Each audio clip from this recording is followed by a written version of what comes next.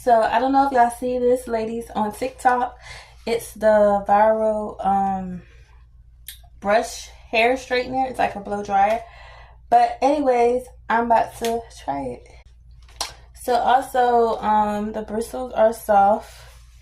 These are the details. It has cool, it has low temperature and high temperature.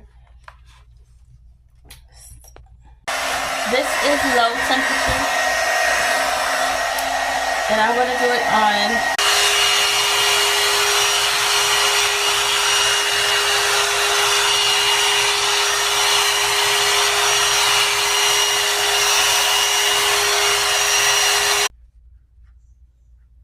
So this is after it's fully blow dried out, and I have my hair parted right here, but let me